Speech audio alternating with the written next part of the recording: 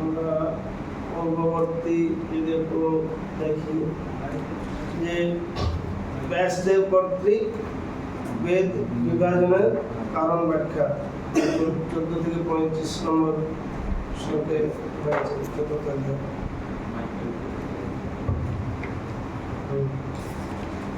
14 থেকে 25 এখানে আলোচনা করা হয়েছিল। ব্যাসদেবের অসন্তোষ থেকে সাধারণ নীতিগুলি লিপিবদ্ধ করে আলোচনা করা। কি আমরা ওখান থেকে জেনারেল প্রিন্সিপাল বা সাধারণ নীতি কি পাই? ব্যাসদেবের যে অসন্তোষ সেই প্রসঙ্গে আমাদের যদি ভগবানের গুণকীর্তন না করি পর্যাপ্ত রূপে, তাহলে আমরা হৃদয় অসন্তুষ্ট। এটা একটা বিষয়, এটা একটা নীতি। ভগবানের চরণে আত্মসমর্পণ গুণ মহিমা কীর্তন না করা হলে, আর একটা হচ্ছে যে হৃদয় যতক্ষণ না প্রসন্ন হচ্ছে ততক্ষণ কোনো বিষয়ে পূর্ণতা লাভ করা যায় না।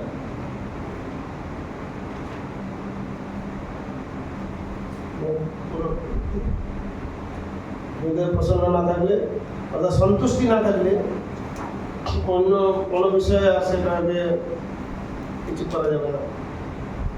আর হৃদয়ের প্রসন্নতাটা নির্ভর করছে জড়া প্রকৃতির ঊর্ধ্বে যাওয়ার যে প্রয়াস। জড়া প্রকৃতির ঊর্ধ্বে না গেলে, ওদের ভগবত ভক্তি অনুশীলন না করলে হৃদয় প্রসন্ন হবে না অন্য কোনো উপায়ে। সবকিছু বোঝার মূল উদ্দেশ্য হচ্ছে ভগবান পরমেশ্বরকে সন্তুষ্ট করা।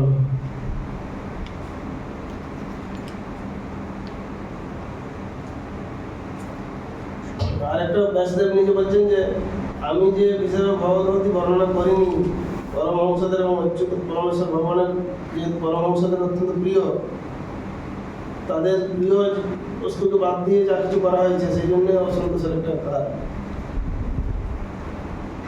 আর প্রচার সুখদেব এবং ব্যাসদেবের উদাহরণ দিয়ে সাধারণ নীতি ব্যক্তিগত প্রচারে এই নীতি প্রয়োগ সম্বন্ধে ছিল না। প্রচার সুখদেব গোস্বামীর এবং ব্যাসদেবের যে উদাহরণ থেকে, কি উদাহরণটা, মূল উদাহরণটা কি ছিল? দুজনে যখন যাচ্ছিলেন, ব্যাসদেব পিছনে পিছনে সুখদেব গোস্বামীকে দেখে যারা মহিলারা ছিল, স্ত্রীরা ছিল, তারা মানে তারা লজ্জাবোধ করেননি,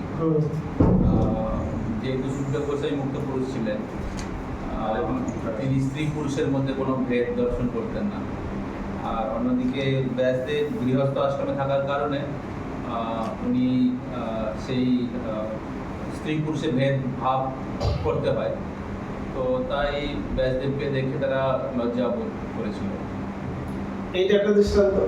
আর একটা সুখদেব গোস্বামী দৃষ্টান্ত আছে যে কারো গৃহে যেতেন। এটা প্রচারে কি করে প্রয়োগ করবে? এইটা প্রচার ক্ষেত্রে এটা মূলত পার্সোনাল অ্যাপ্লিকেশনটা বিশেষ গুরুত্বপূর্ণ। যে একটা অনুশীলনের একটা শুদ্ধতা হচ্ছে শক্তি, যে যত বেশি শুদ্ধ হবে সেই শক্তিটা অন্যদের প্রভাবিত করবে।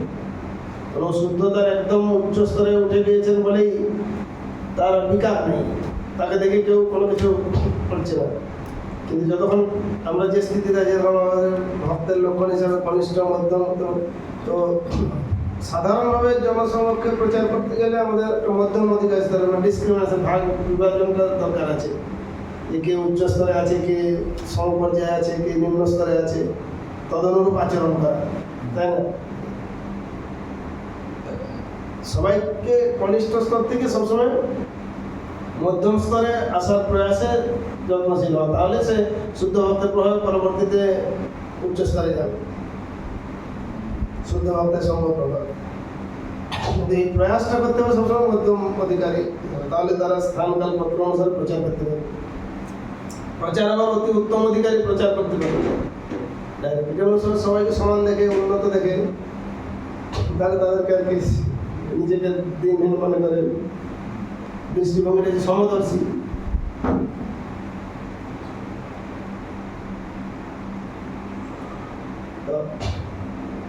সুখদেব গোস্বামী আরেকটা সুখদেব গোস্বামী শুদ্ধ ভক্ত প্রচার অটোমেটিক্যালি করেন, যেরকম সুখদেব গোস্বামীর অবস্থানটাই গৃহের মঙ্গল সাধন শুদ্ধ সাধন, সেটা একটা প্রচার।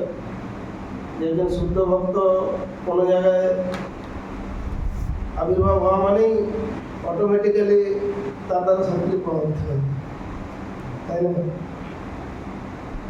টিচিং অ্যাপ্লিকেশনে আমরা এটা বলতে পারি না যে সুখদেব গোস্বামী তিনি ততক্ষণই থাকতেন যতক্ষণ ওই গৃহের জন্য যে মানে কৃষ্ণ ভবনামৃত যতক্ষণ দেওয়ার তার বেশি ওখানে স্টে করতেন না, তাই সন্ন্যাসী আর ব্রহ্মচারীদের ক্ষেত্রে বিশেষ করে ততক্ষণ সেখানে থাকা উচিত যতক্ষণ কৃষ্ণ কথা বিশেষ যারা সম্পূর্ণ বৈরাগ্যের পন্থা অবলম্বন করেছেন আর কি, সারা জীবন নৈষ্ঠিক ব্রহ্মচারী বা সন্ন্যাসী, তাদের জন্যে ওই সমস্ত সংস্রবে বেশিক্ষণ থাকা।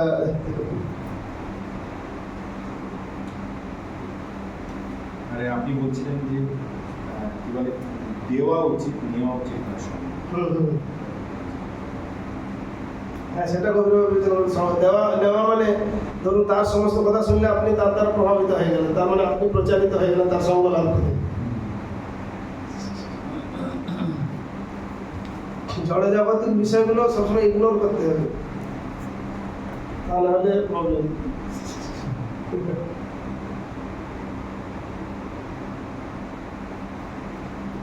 শ্রীল ব্যাসদেবের অসন্তোষ থেকে সাধারণ নীতিগুলি ব্যক্তিগত জীবনে ও প্রচারের প্রয়োগ সম্পর্কে আলোচনা করবো। এই বিষয়টা মোটামুটি অনেকটা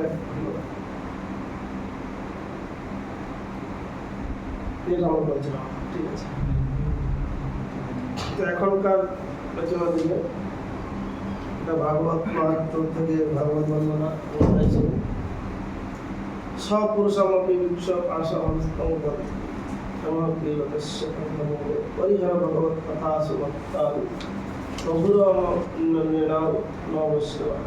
নিজের দুধকে পাশ অস্ত্র হাতে নিতে দেখে যমরাজ তাকে কানে কানে বললেন, দেখো ভগবত কথাবার্তায় যারা মুক্ত হয়ে গেছে তাদের কাছে যেও না, তাদের থেকে দূরে থাকবে। আমি অন্য সকলকে দণ্ডদানের সমর্থ, কিন্তু বৈষ্ণবদের নয়।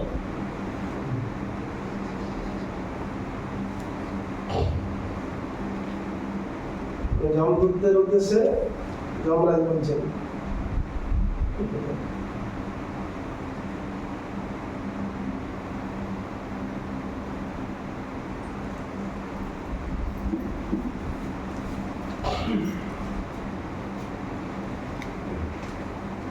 দেখি অজমিতের কাহিনী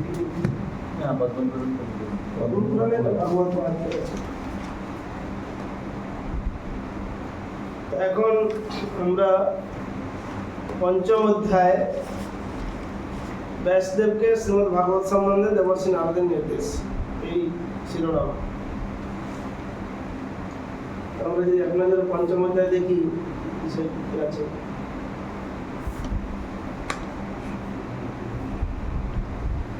1 থেকে 9 পূর্বে ব্যাসদেবের অসন্তোষের কিছু প্রসঙ্গ এসেছে শেষ অংশে চতুর্থ অধ্যায়। এখন আমার 9 নম্বর পর্যন্ত আছে আরো কিছু। তারপর 10 থেকে 16 ব্যাসদেবের সমন্বয়বাদী মনোভাব, 17 থেকে 22 হবে বক্তব্য কর্ম ভক্তিযোগ, আর 23 থেকে 31 হচ্ছে ভক্তি বেদান্তদের সাথে নারদ মুনির সাক্ষাৎকার। যারা নারদ মুনির যে তখন দাসী পুত্র রূপে ছিলেন, সেই ভক্তি বেদান্ত সামনে তাদের পরিচর্যা করছিলেন। আর 32 থেকে 40 নারদ মুনি কর্তৃক কর্মযোগের উপদেশ। এটা হচ্ছে পঞ্চম অধ্যায়ের বিষয়বস্তু।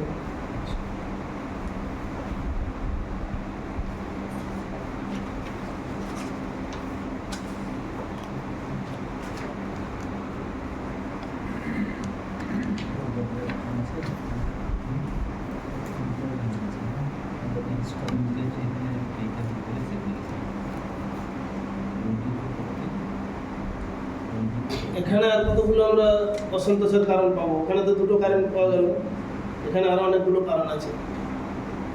যেরকম একটা কারণ হচ্ছে ভগবত ভক্তি বিজ্ঞান পূর্ণরূপে প্রদানে তার অক্ষমতা। নারদ মুনি মানে ওই কারণগুলো তো নিজে বুঝতে পারছি যে আপনার এই কারণে হচ্ছে না, আবার কিছু কারণে আমরা বুঝতে পারি না, আমার থেকে যিনি সব কিছু জানেন তিনি টেস্ট করলে বুঝতে পারবেন, তাই না? ডাক্তারের কাছে গেলে যেরকম কিছু বাহ্যিক লক্ষণ থেকে বোঝা যায় রোগটা কেন হয়েছে, আর কিছু টেস্ট করতে হয়, টেস্ট করার পরে ধরা পড়ে যে ইন্টারনেট আর কি কি কারণ আছে।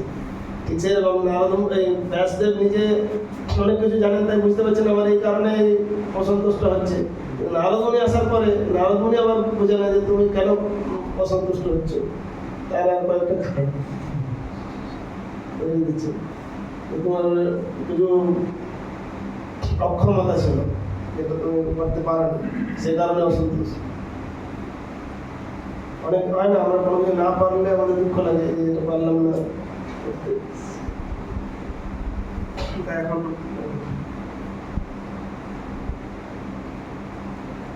ব্যাসদেবের অসন্তোষ। তো এই অংশটা 1 থেকে 9 নম্বর শ্লোক, আমরা অনুবাদ শ্লোকটা একটু পড়তে পারি। শ্লোকের অনুবাদ করতে পারি। গোস্বামী বললেন, তখন দেবশ্রী নারদ সুখের উপবিষ্ট হয়ে হেসে বেদব্যাসকে বিপ্র ঋষি আর কি, বিপ্র ঋষি মানে ব্রাহ্মণ ঋষি একসঙ্গে বিপ্র ঋষি হচ্ছে।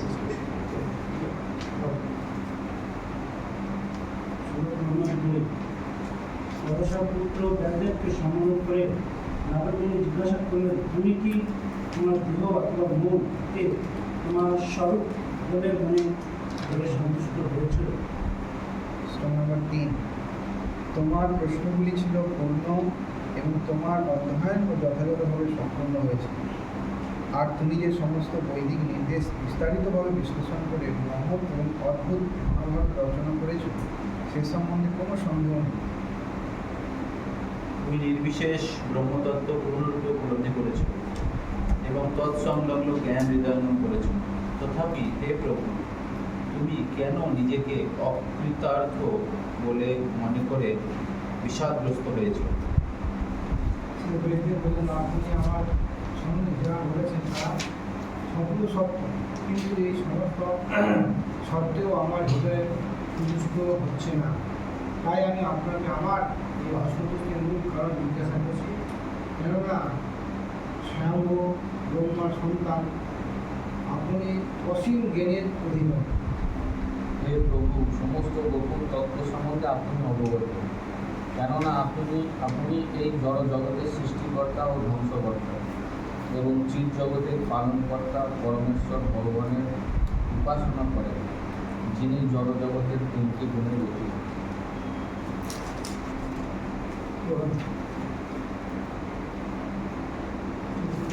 ঠিক আছে, তো এখান থেকে আমরা দেখতে পাচ্ছি যে তারপর বোঝা যাচ্ছে যে ব্যাসদেবের অসন্তোষের কারণ হচ্ছে ভগবদ্ভক্তি বিজ্ঞান পূর্ণরূপে প্রদানে তার অক্ষমতা। এই অক্ষমতার কথাটা ব্যাসদেব স্বীকার করছে, এটা একটা কারণ পাওয়া গেল। আর তখন নারদ বলছেন যে তুমি কি তোমার দেহ মনকে স্বরূপ বলে মনে করো, তাহলে আর এটা মনে করে সন্তুষ্ট আছো?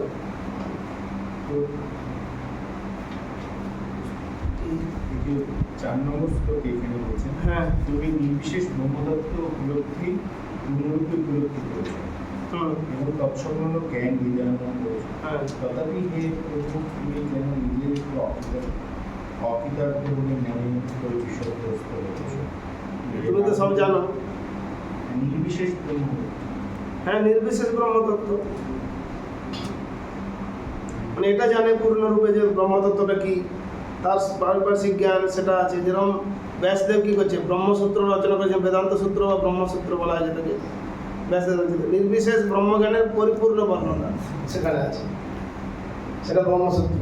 তাহলে নির্বিশেষ ব্রহ্ম, নির্বিশেষ ব্রহ্মকে রূপে জানলে পরে মানে এই তত্ত্বটাও জানেন, আবার আপনি ভগবান হ্যাঁ, হ্যাঁ, হ্যাঁ। সবিশেষ হয়ে যান। নির্বিশেষ ব্রহ্ম, তো বলছে তা পৃথিবীর সর্বশ্রেষ্ঠ দর্শন বলে স্বীকৃত। তাতে নিত্য সনাতন বস্তুর পূর্ণ বর্ণনা রয়েছে, আর অত্যন্ত পাণ্ডিত্যপূর্ণ সেটা বর্ণনা, সেটাই বলা হচ্ছে। সুতরাং ব্যাসদেবের আধ্যাত্মিক পাণ্ডিত্য সম্বন্ধে কোনো প্রশ্ন থাকতে পারে না, তাহলে তিনি কোনো অনুশোচনা করছেন, সেটাই হচ্ছে বিষয়। ব্যাসদেব স্বীকার করছে যে উনি হ্যাঁ, হ্যাঁ, যে এগুলো থাকা সত্ত্বেও গুরুদেব নারদ শিষ্যকে ব্যাসদেবকে প্রভু বলে সম্বোধন করছেন, তাদের শিষ্যের দিব্যজ্ঞান লাভের কথা পাওয়া যায়। দিব্যজ্ঞানী ব্যক্তি তার অধীনস্থ দেহমনকে কৃষ্ণ অনুগ্রহ হরিভক্তের জন্য নিগ্রহ করতে সমর্থ, তাই তিনি এই প্রভুত্ব লাভ করেছেন। এখানে নারদ মুনি ব্যাসদেবকে প্রভু বলছেন, এই জায়গায়, তাই না? তো তখন ব্যাসদেব স্বীয় নিজের অসন্তোষের কথা স্বীকার করে নারদ মুনির মহিমা বর্ণনা করতে শুরু করেছেন পরবর্তী শ্লোকে, যে আপনি আমার সম্বন্ধে যা বলেছেন সত্য, কিন্তু এই সত্য আমার হৃদয় সন্তুষ্ট হচ্ছে না, তাই আমি আপনাকে এই অসন্তোষের মূল কারণটা জিজ্ঞাসা করছি। তো দেহ বা মনকে, আর একটা কারণ হচ্ছে দেহ বা মনকে স্বরূপ মনে করাই নৈরাশ্যের কারণ। প্রভুপাদ দেহ আর মনকে স্বরূপ মনে করা এটা আর একটা নৈরাশ্যের কারণ আমাদের জন্য, হ্যাঁ। ব্যাসদেবের জন্য সেটা ছিল। না। তো আমাদের সমস্ত অসন্তোষের মূল কারণ হচ্ছে এই জড় জগতে সমস্ত জ্ঞান দেহ আর মনের সঙ্গে সম্পর্কিত, এর ঊর্ধ্বে নাই কোনো জ্ঞান, তাই না? আর তা বুঝে নারদ মুনির মতো মহাজনের শরণাপন্ন হতে হবে, তাহলে কেননা এই জগতের বড় পণ্ডিত সেটা খুঁজে বার করতে পারবে না। এই নারদ মুনির শরণাগত কেন হতে হবে?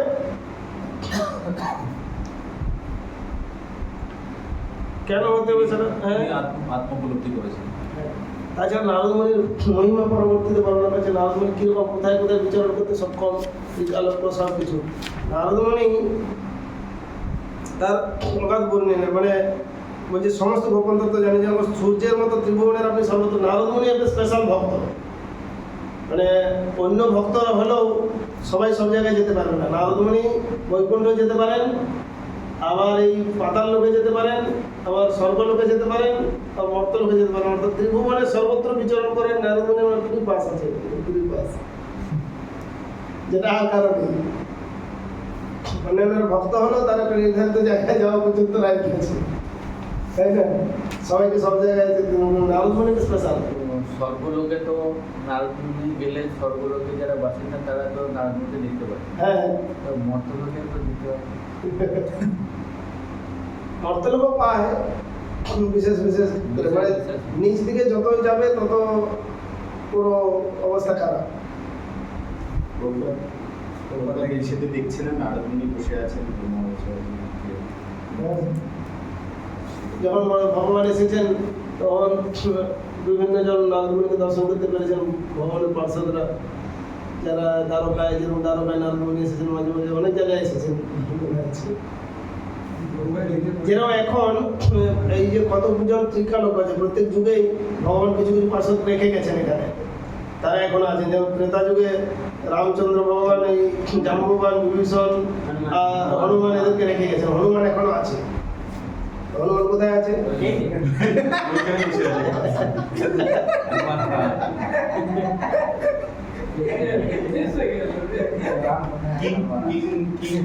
কিং পুরুষ বর্ষ, ওইখানে রামচন্দ্রের নিত্য পূজা করছেন, আর এই জগতে মাঝে মাঝে ঘুরতে আসেন। কি জন্য না, যেখানে ভগবানের শুদ্ধ নাম হয় সেখানে তাদেরকে শক্তি, যেমন তাপর যুগে এসেছিল হনুমান, কুরুক্ষেত্রের যুগে অর্জুনের পতাকায় ছিল, তার সঙ্গে সাক্ষাৎ করে তারপরে তার সঙ্গে কথা দিয়েছিল যে ওইখান থেকে হুঙ্কার ছাড়বো এরকম। কেননা এই যুগে যেহেতু আমার ডাইরেক্ট অ্যাক্টিভিটি নেই, তাই পরোক্ষভাবে তিনি অবস্থান করে। ঠিক সেরকম কলি যুগে যেমন তুলসীদাস, এরকম কয়েকজন স্বনামধন্য ব্যক্তিত্ব বিশেষভাবে হনুমানের সাক্ষাৎ পেয়েছেন, বর্ণনা আছে। তো হনুমান ছদ্মবেশে, যেখানে শুদ্ধ হরিকথা হয়, যেখানে ভগবানের নাম কীর্তন হয়, সেখানে হনুমান ছদ্মবেশে এসে বসে থাকে। আর সেই রকম ভক্তের কাছে বিশেষ করুণাবশত নিজেকে প্রকাশ করে, নিজে তার কৃপা করে সে শক্তি সঞ্চার। কিন্তু এক্ষেত্রে যে যদি বলছে অত্যাপ্রিয় সেই লীলা করে, হ্যাঁ, হ্যাঁ। দৃষ্টির ওপর নির্ভর করছে আমাদের দৃষ্টি শক্তি সেরকম ভাবে তাহলে সবাইকে দর্শন। সেই সময় যেমন এখানে প্রকটিত হয়ে যে লীলা করেছেন, সেই লীলাটার সময় হচ্ছে কি অকাতরে সবাইকে কৃপা করতে নিজের থেকে স্বেচ্ছায় করেছেন। এমনি সাধারণভাবে আমাদেরকে কৃপা লাভ করতে গেলে কি করতে হবে? মাত্র নিজেকে মায়াতে, আমাদেরকে মায়া জোর করে আচ্ছন্ন করে রেখেছে। তাহলে এই সাধনার মধ্যে দিয়ে মায়া থেকে মুক্ত হতে হবে। মুক্ত হলেই শুধু দর্শন করা যাবে তা নয়, মুক্ত হওয়ার পর ভগবানের একটা পর্দায় নিজেকে আচ্ছাদিত করে রেখেছেন। ওই যে নাম প্রকাশ সর্বস্ব যোগমায়া সমাবৃত, আমি নিজেকে যোগমায়া দ্বারা আবৃত করে সবার কাছে প্রকাশ করি না। তিনি যখন কৃপা করে সেটা আচ্ছাদন করবেন, তখন দর্শন হবে। মানে আমাদেরকে জবরদস্তি আচ্ছন্ন করে রাখা হয়েছে, আর ভগবান স্বেচ্ছায় নিজেকে আবৃত করে রেখেছেন সবার কাছে দর্শন দেবেন না বলে। তাই না? যেন আমরা রুমে আছি, রুম থেকে মুক্ত হয়ে আগে বেরোতে হবে। বেরিয়ে মন্দিরে গেলে মন্দিরের বিগ্রহ দর্শন হবে না। পূজারী যখন কৃপা করে পর্দা খুলবে, তাই না, তখন দর্শন হবে। যেটাতে যোগমায়া, হ্যাঁ যোগমায়া। হ্যাঁ, আর এখানে আমরা আছি, নিজে খালি এখান থেকে মুক্ত বেরিয়ে যেতে হবে, অনেকটা এরকম আর কি। তো এই নারদমণি সব জায়গায় সব কিছু জানে না, সবাই তাকে সম্মান করে। অসুরেরাও অবাধে তাকে স্বাগত জানায়, দেবতারাও স্বাগত জানায়, আর অন্যত্র সব জায়গায় যায়। ভগবান এই জগৎ সংসারও এসে ভগবানের কৃপা তিনি বিতরণ করার চেষ্টা করেন। নারদমণি এরকম ভক্ত। সেইটা সেই প্রশংসাটা নারদমণির অগাধ বুদ্ধি, তার যে বৈশিষ্ট্য, সেটা ব্যাসদেব প্রশংসা করছেন। কারো কাছে কোনো কিছু দেখলে তার প্রশংসা পুনর্মহিমা করা দরকার। এটা একটু পড়ুন। ছিল ব্যাসদেব যে তার হৃদয়ে কাজ করছে, কাজ করছে। ছিল ব্যাসদেব যে তার হৃদয়ে অসন্তোষ অনুভব করেছিলেন, তা এখানে তার নিজের ভাষায় ব্যক্ত হয়েছে। এটি ভগবানের সেবায় যুক্ত জীবের স্বাভাবিক অনুভূতি। জীব যতক্ষণ পর্যন্ত ভগবানের সেবারূপী তার স্বাভাবিক ভিত্তিতে যুক্ত না হচ্ছে, ততক্ষণ পর্যন্ত সে পূর্ণরূপে সন্তুষ্ট হতে পারে না এবং ভগবানেরও পৃথিবী সাধন করতে পারে না।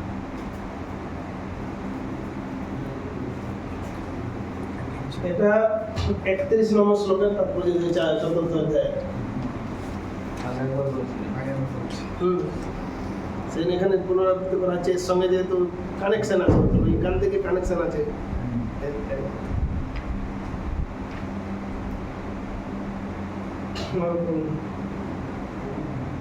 এই জড়জগতে লব্ধ সমস্ত জ্ঞান দেহ অথবা মনের সঙ্গে সম্পর্কিত, এবং সেটাই হচ্ছে আমাদের সমস্ত অসন্তোষের মূল কারণ।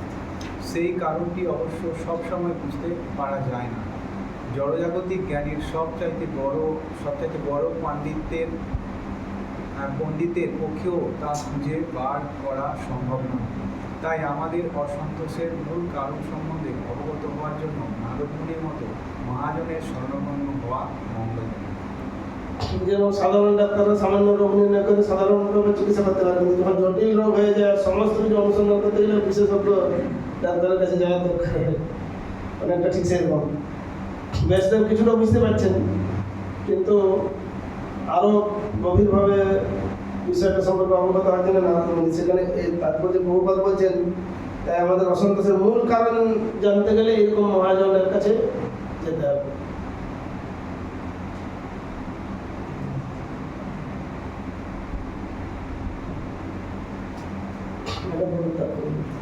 বেদান্ত দর্শনের রচয়িতা হচ্ছেন ছিল ব্যাসদেব স্বয়ং, তথাপি তিনি বিচলিত হয়ে পড়েছেন। যদিও তিনি হচ্ছেন তার রচয়িতা, সুতরাং বেদান্ত দর্শনের রচয়িতা ছিল ব্যাসদেব যে ভাষ্য বিশ্লেষণ করেননি, সেই বেদান্ত দর্শন পড়ে অথবা শুনে কি আনন্দ লাভ হতে পারে?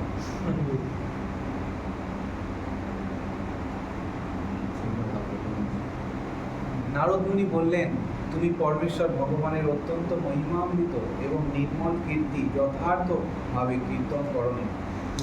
যে দর্শন পরমেশ্বর ভগবানের অপ্রাকৃত ইন্দ্রিয়গুলির সন্তুষ্টি বিধান করে না, তা অর্থহীন।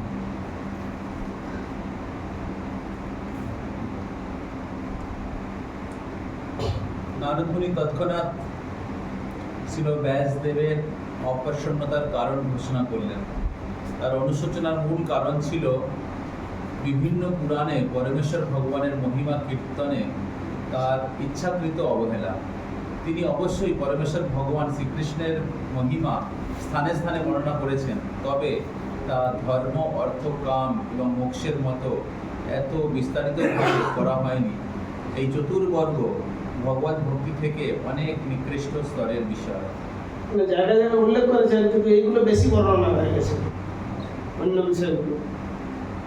তার ফলে মূল জিনিসটা যেন চাপা পড়ে গেছে। হ্যাঁ হ্যাঁ দাদু আগে একটা কখন ছিল এটা? 9 নম্বর শুরু। তুই আগের আগেরটা এর আগে 8 সবগুলো দপ্তরে আছে। 1.5.5 সব আছে দপ্তরে।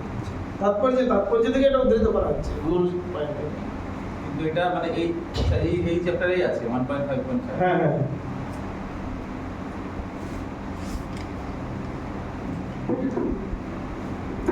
এখন আমরা একটা এই বিষয়ে একটা গ্রুপ ওয়ার্ক করতে পারি, ঠিক আছে? তাহলে ভালো হবে, তিনটে গ্রুপ করো। কিন্তু লিখে আনলে ভালো হতো। যাই হোক আমি বলে দিচ্ছি, আমাদের কাছে আছে কি কাগজ আছে? হ্যাঁ চার্ট পেপার আছে। চার আছে, অনেক ছোট করে নিলে হবে। হ্যাঁ ছোট কোন ঠিক আছে, তিনটে গ্রুপ হবে। কজন আছে আমাদের? 12 জন মতো। তাহলে চারজন করে একটা গ্রুপে।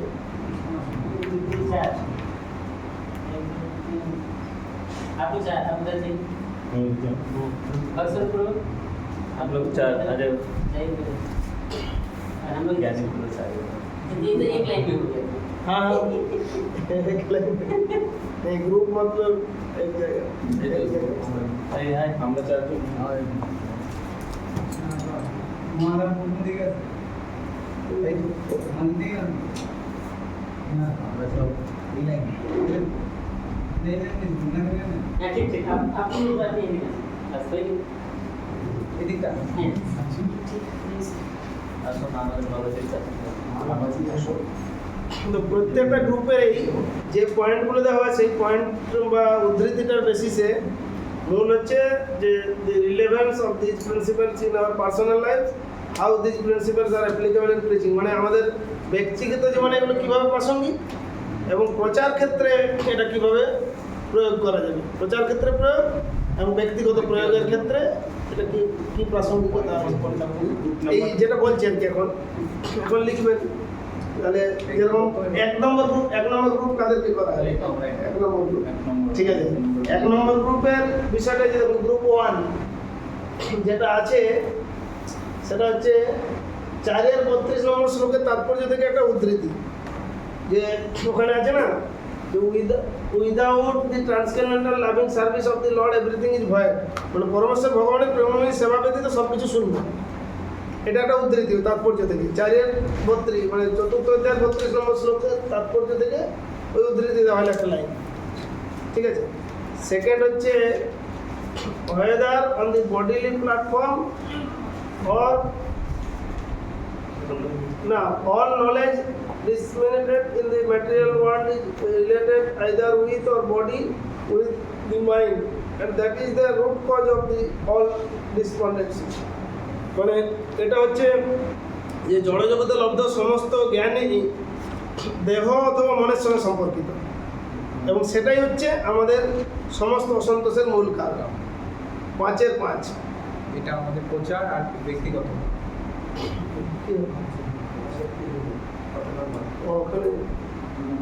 তো এটা একটা প্রভুপাদের লেকচার থেকে whether on the bodily platform or in the mental platform we cannot be happy, আমরা দেহাত্ম বুদ্ধি স্তরে অথবা মানসিক স্তরে সুখী হতে পারি না, দ্যাট ইজ নট পসিবল, এটা সম্ভব না। That is the defect of the modern civilization, এটাই আধুনিক সভ্যতার ত্রুটি। এটা কি করতে হবে? এই যে তিনটে পয়েন্ট দেওয়া হলো মানে তিনটে উদ্ধৃতি, একটা প্রভুপাদের লেকচার থেকে আর দুটো তাৎপর্য থেকে, তো এটা হচ্ছে আলোচনা করুন the relevance of this principles in our personal life. Personal জীবনে এটার প্রাসঙ্গিকতা কতখানি আর কিভাবে এটা প্রচার ক্ষেত্রে প্রয়োগ করা যাবে এই নীতিগুলোকে, ঠিক আছে। 1 নম্বর গ্রুপের এটা হলো বিষয়। হ্যাঁ এটা 1 নম্বর গ্রুপের জন্য। PhD course.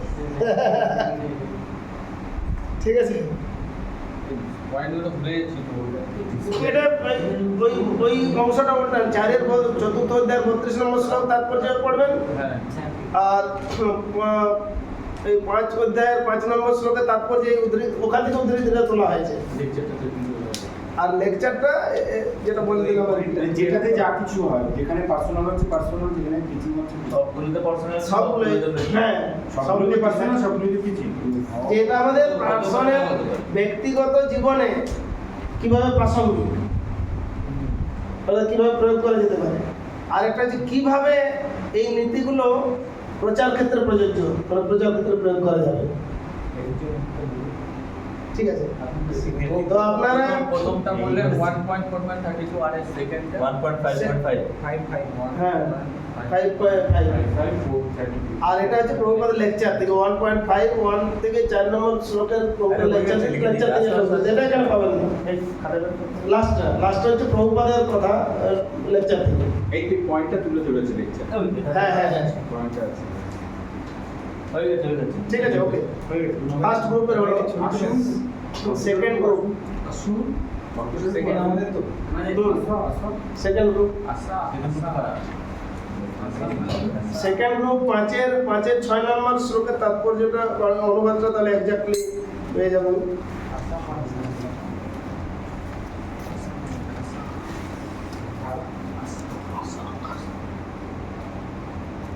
এখানে আছে এ পার্সেন্ট সফট কপি থাকলে আমরা গ্রুপে পাঠিয়ে দেব। 5-এর 6 ফটো তুলে গ্রুপে পাঠিয়ে দেব। ওইটা দিন তো, ফাইলটা দিন ওইটা দিন, তাহলে এক্স্যাক্টলি অনুবাদটা এজিটিভ এখানে আছে, অনুবাদ করা যাচ্ছে।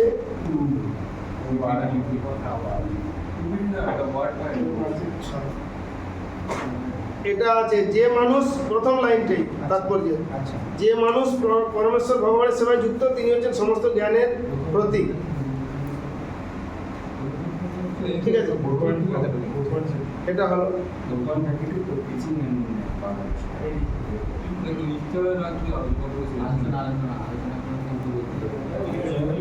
তারপরে বাকিটা হচ্ছে প্রভুপাদের লেকচার থেকে।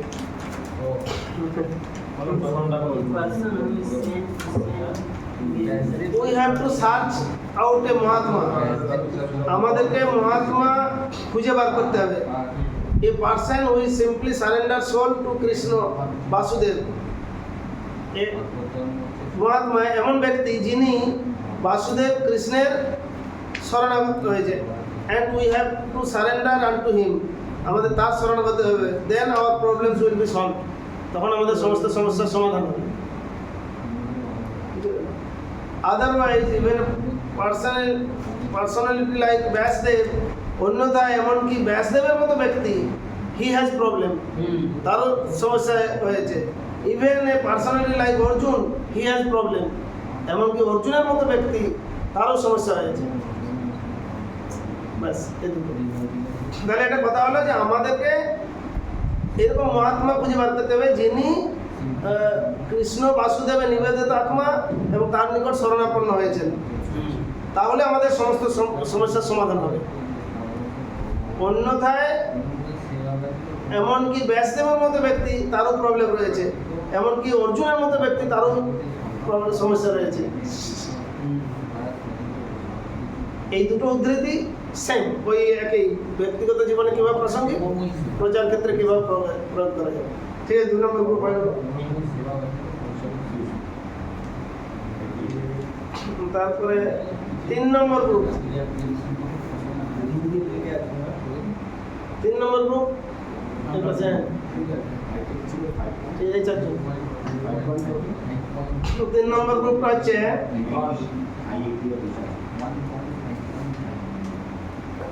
3 নম্বর গ্রুপের বিষয়টা দেখুন। দি কম্পাইলার অফ বেদান্ত সূত্র, Vedanta Darshan himself is travel. So what sort of transcendental bliss can be delivered by the readers and listeners of Vedanta?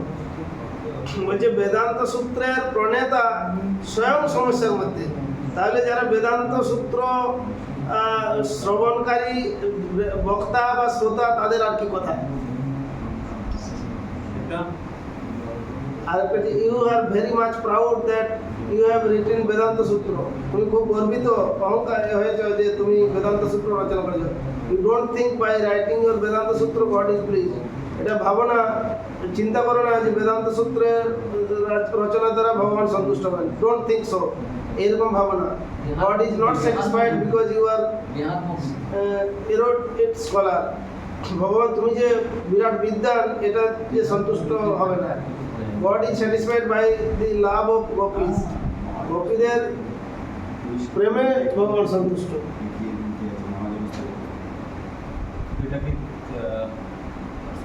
তো এই যে কথাটা বলালে এটা কিভাবে আমাদের ব্যক্তিগত জীবনে প্রাসঙ্গিক আর কিভাবে প্রচার ক্ষেত্রে প্রয়োগ করা হয়।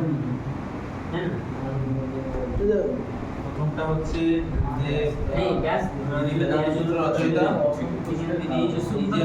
নিজের সমস্যায়, তাহলে যারা এই বেদান্ত সূত্র মানে ভাষ্য রচনা করছেন বা বেদান্ত সূত্র শুনবে তাদের আর কি কথা। তো এটা এইখানে এই জায়গাটা পড়তে পারেন, একের 5-এর 1 থেকে 8 এই অংশটা পড়ে এটা বিষয়ে 1 থেকে 8 তো ওইখান থেকে এটার প্রাসঙ্গিকতাটা খুঁজে পাবে আর কি আমাদের জীবনে। প্রভুপাদ বলছে, the writing book is not whimsical, तो पहले लेक्चर में আমি বলছে খেয়াল খুশি মতো কোনো কিছু লেখা উচিত নয়। প্রভুপাদ বলছেন আরেকটা point, writing book is not whimsical, whatever I like no, আমি যা পছন্দ করি সেরকম কিছু একটা লিখে দেওয়া এটা ঠিক নয়। You must be empowered by a superior authority, তোমাকে অবশ্যই ঊর্ধ্বতন কর্তৃপক্ষের দ্বারা শক্তিপ্রাপ্ত হতে হবে। Then you can deliver the right thing, তখন তুমি সঠিক জিনিসটা উপস্থাপন করতে পারবে।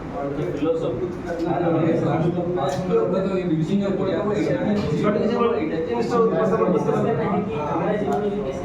So Vyasadeva was empowered by his guru Narada, যেভাবে ব্যাসদেব নারদ মুনির দ্বারা শক্তিপ্রাপ্ত হয়েছেন।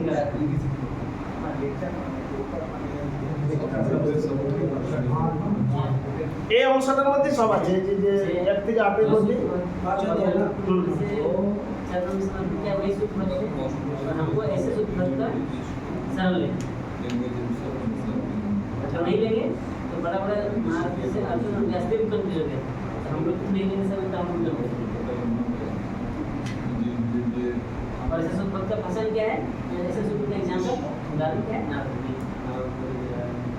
तो हम लोग का जीवन में कैसे सरल लेना है सूत्र का, और नहीं लेंगे तो कैसे डिफिकल्टी होगा। পার্সোনাল অ্যাপ্লিকেশন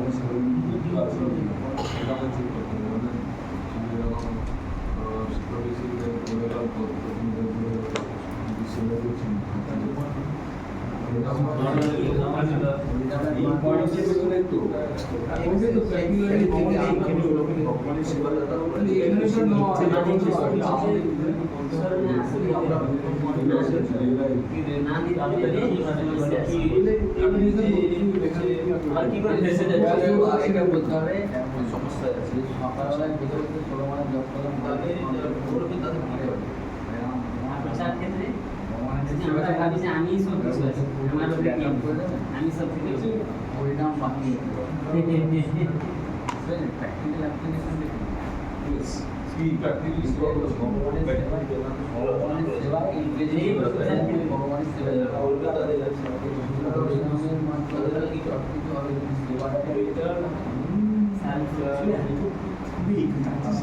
ব্যক্তিগত প্রয়োগ আর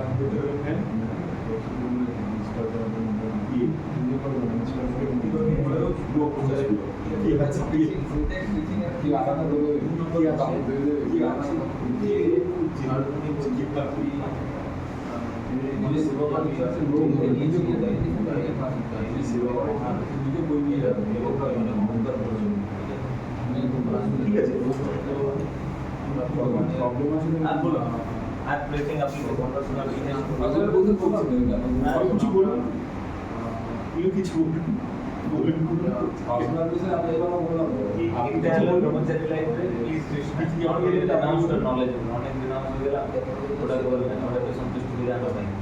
অনেক খাচ্ছে না তাই অনেক বই পড়ে ওটা লিখেছে অন্তর্বাণী অনেক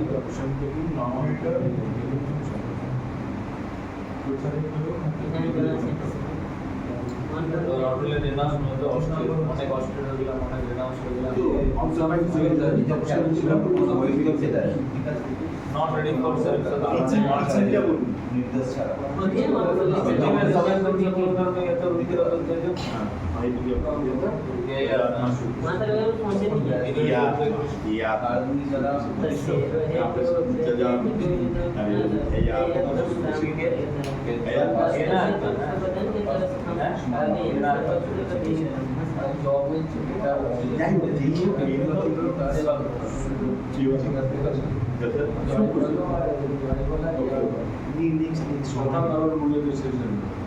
পাঁচের 9 নম্বর শ্লোকে তাৎপর্যে ওই উপরের পয়েন্টটা আছে আরপিএস বেদান্ত সূত্রের 2 নম্বরটা পাঁচে না প্রথম যদি কম্পাইলার অফ বেদান্ত সূত্র হিমসেলফ ইজ ট্রাভেল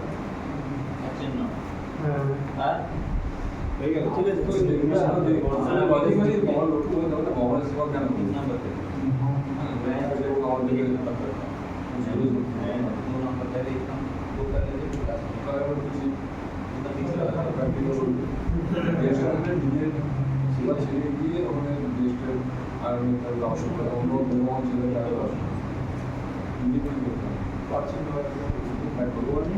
আর সেবাটা কি হবে সেবা নট সুপারফিশিয়াল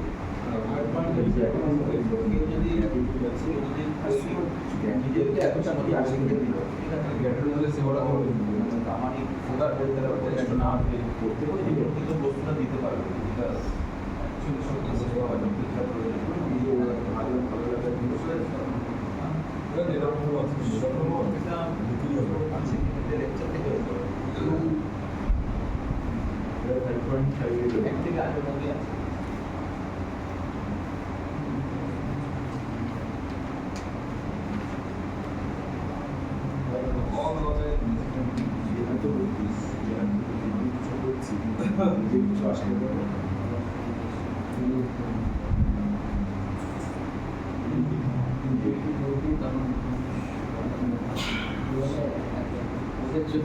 আমি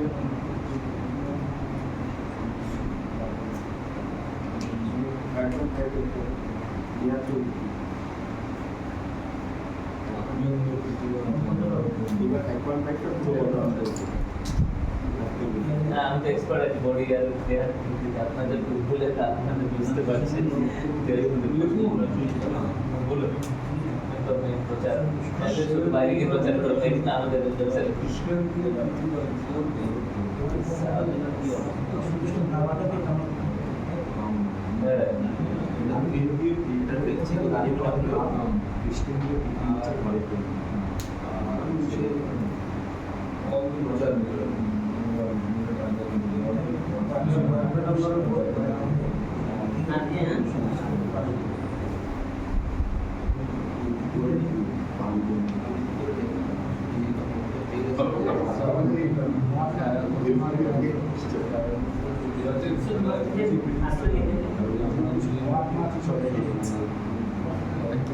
महात्मा देश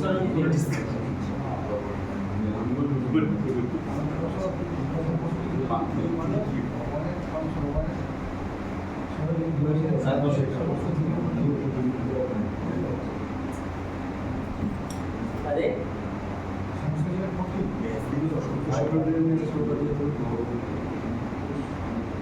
না জীবের প্রতি নেই, জ্ঞানের প্রতি।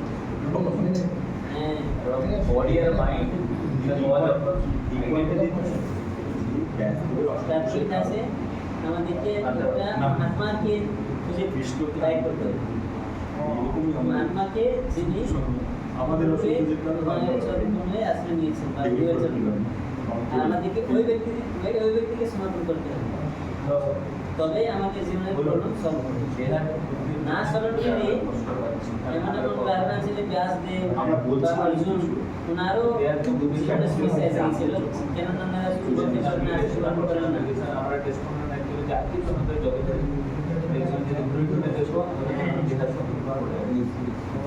তো এটা আমাদের নিজের জীবনে কি করে প্রচার করবো, ঠিক আছে?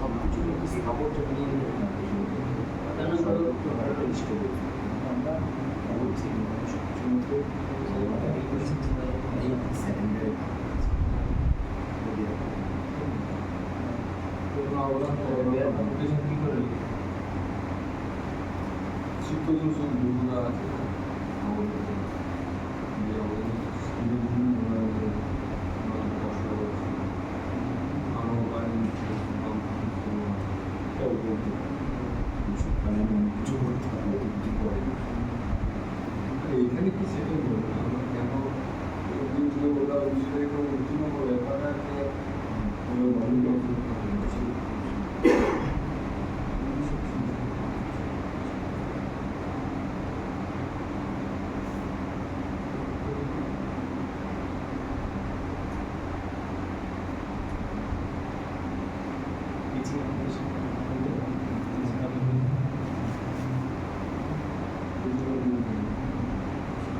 পার্সোনাল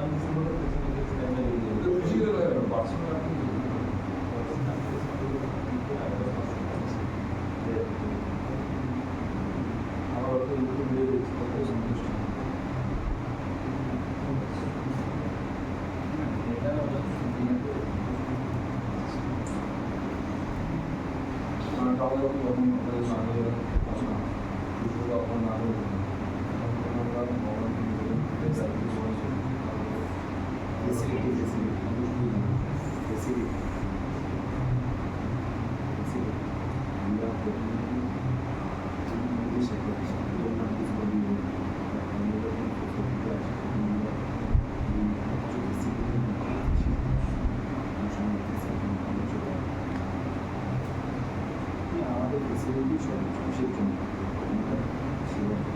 থেকে বেরোনো কিন্তু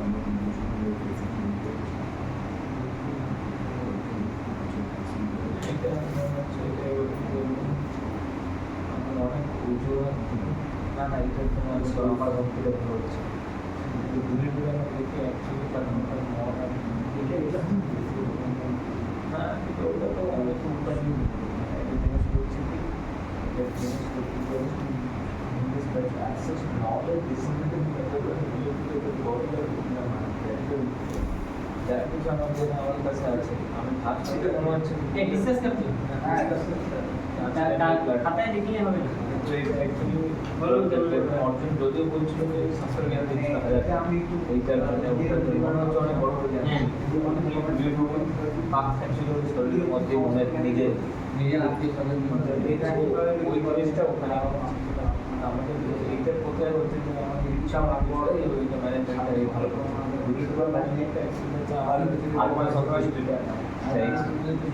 এই আমার হাতের পাওয়ার থেকে বলো তো ওদের দুজন মত উচ্চতা করানো ওদের ওদের বুঝে নিতে পারবো আমার হাতের পাওয়ার আলটিমেটলি আমাদের এটা চাইছি না আমার হিসেবে দুনিয়াটা চলছে ওদের হিসাবে আমার হিসেবে আশাবদ্ধ হয়ে গেছে তার জন্য কষ্ট করা ঠিক আছে, এটা পার্সোনাল বাইরে জগতের থার্ড পার্ট বাইরে না ওটা আন্তরিক জগতে আমাদের ডিসকাস করবো আধ্যাত্মিক জগতে বাইরে যদি তো চলে আমাদের চাকরি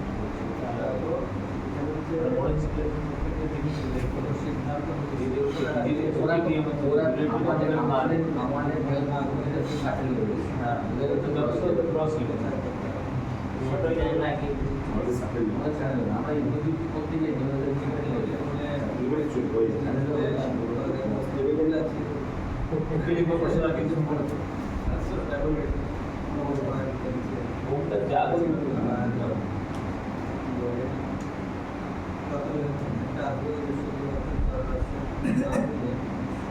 ওরা বলো না যে আমরা আগে কি করতাম, আমরা নিজেরা নিজেরা আমাদের আমরা বিষয়টা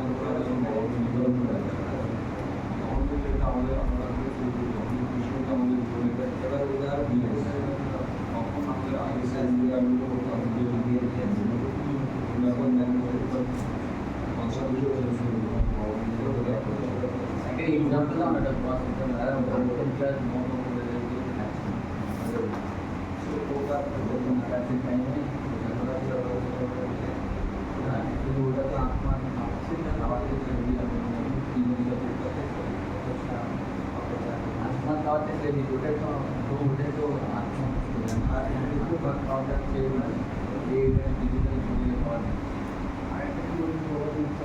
সোনাল অ্যাপ্লিকেশন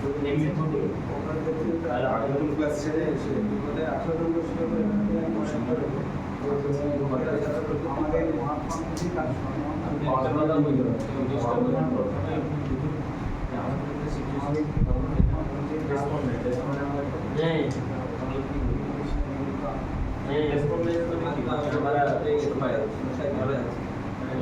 তার কষ্টের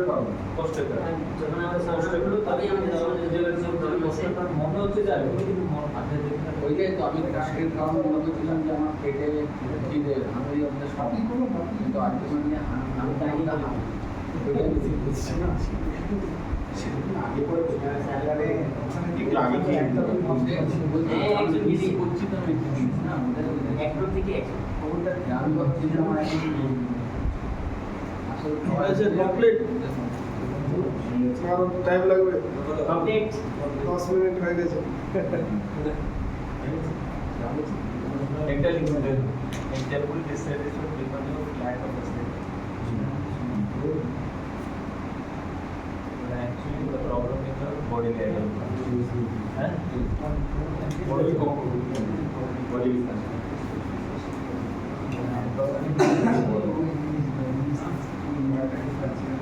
অবধূত বলতে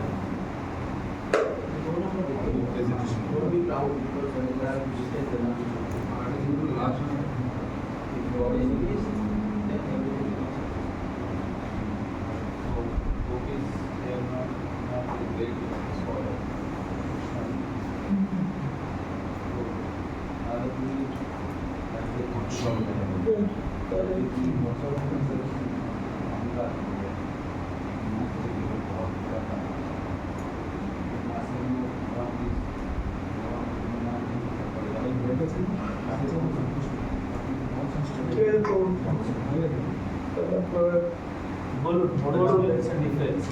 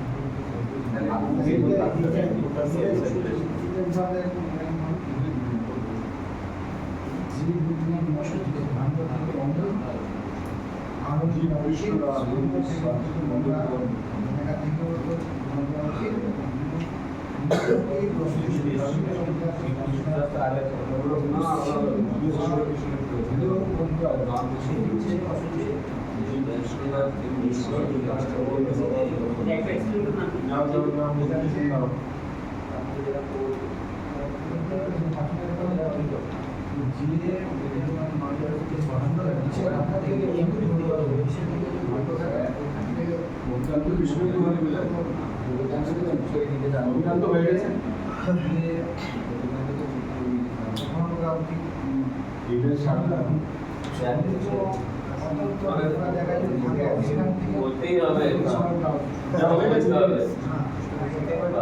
কৃষ্ণের পরিপ্রেক্ষিত ও আমাদের ওকে, 1 নম্বর বুক কমপ্লিট, 2 নম্বর বুক কমপ্লিট। হয়ে গেছে মানে যা হয়েছে বলে দেবো। ঠিক আছে।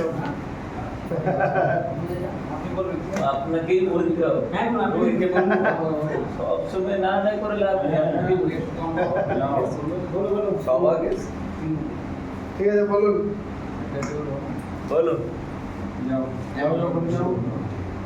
গুছিয়ে বলতে হবে না তো, যা লেখা আছে ওটা বলুন। ও সবসময় এটা করে, ওকে বলুন বলে। এই বললাম যাও নাম্বার হ্যাঁ, চুপচাপ বলবে। বলুন 1 নম্বর আগে বলুন। আমি শুধু প্রথমটা বলে দিচ্ছি, দ্বিতীয়টা আপনি বলবেন, ঠিক আছে? বলা শুরু করি ওখানে কি বল না না বের করলো না আমাকে না না না বের করলে বল দেখতে তো আমাদের হরে কৃষ্ণ শুনুন না ভালো করে হরে কৃষ্ণ সবাই হরে কৃষ্ণ, এখন সবাই তিন নম্বর অ্যাটেনশন প্লিজ। আমি একটা বলবো, অবদূত তারপরেটা বলবে, আমি দিয়ে দেবো, ঠিক আছে? হয়ে গেছে ও তো জ্ঞান দিচ্ছিল পুরো, এখন পয়েন্ট লেখার সময় জ্ঞান দিয়ে যাচ্ছিল।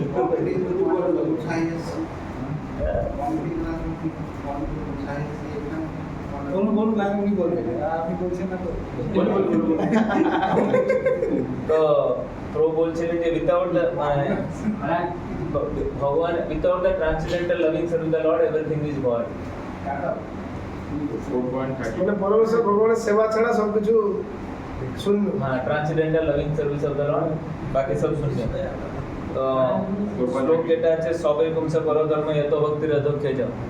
তো যেরকম ভগবানের অহেতুকীয় অপ্রতিহত সেবা করলে আমাদের অ্যাকচুয়ালি সন্তুষ্টি বিধান হতো, আমাদের মানে সন্তুষ্টি পেতে পারি, নাহলে সন্তুষ্টি পাবো।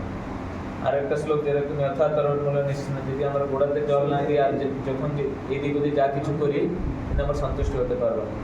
কারণ হচ্ছে জীবের স্বরূপে কৃষ্ণের নিত্যদাস, ভগবানের নিত্যদাস। তো পার্সোনাল অ্যাপ্লিকেশনে আমরা আমাদের ভাবছিলাম, অ্যাকচুয়ালি আমাদের ব্রহ্মচারী লাইফে জীবনের উদ্দেশ্য হচ্ছে ভগবানের সন্তুষ্টি বিধান করা না। কারণ কি, আমার আসার পর অনেক অনেক আলাদা আলাদা জায়গাতে ডাইভার্ট হয়ে যায়। কেউ কেউ ভাবে যে অনেক বেশি জ্ঞান লাভ করবো, পাণ্ডিত্যতে চলে যায়, নাহলে কেউ অস্ট্রিয়তে চলে যায়, কি কেউ ভাবে আমি অনেক ঋণমষ্ট হবো।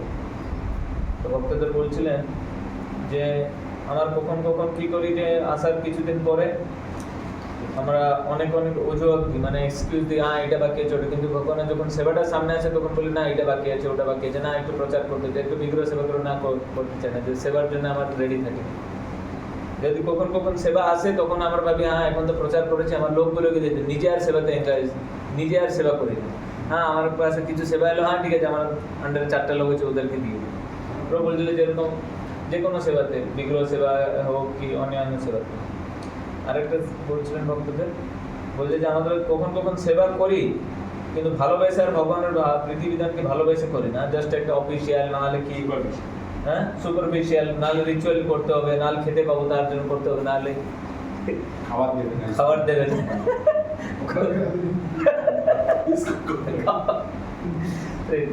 তারপর বলুন ওর সুবক মহারাজ ক্লাস দিতে বলতে না, আপনি এরকম হয় খাটো নাহলে কাটো না কাটো ভেতরে করবেন, বলুন প্লিজ।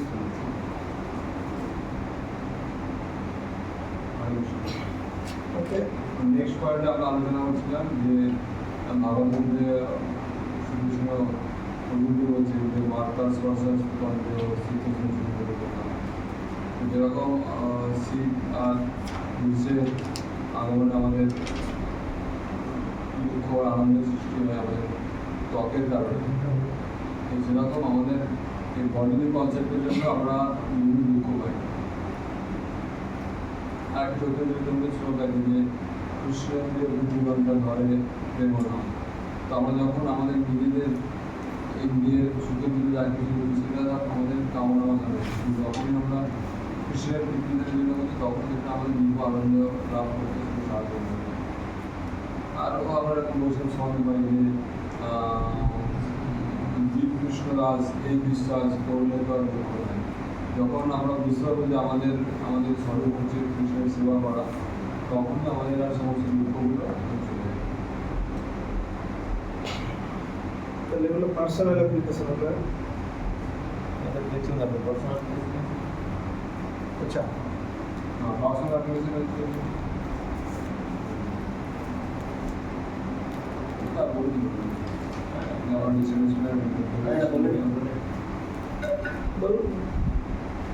তো আমরা মন্দিরে বিভিন্ন কারণেতে আমরা ডিস্টার্ব হয়ে যাই যে আমাদের এই ফেসিলিটি নেই ওই ফেসিলিটি নেই। এগুলো যখন আমরা এই বডিলি কনসেপ্টে বেরিয়ে আসতে পারবো তখন আমাদের এই অনেক যেগুলো আননেসেসারি যে আমরা নিজেরা সেলফ রিলেটেড প্রবলেম মনে করছি সেগুলো থেকে আমরা সমাধান করতে পারি।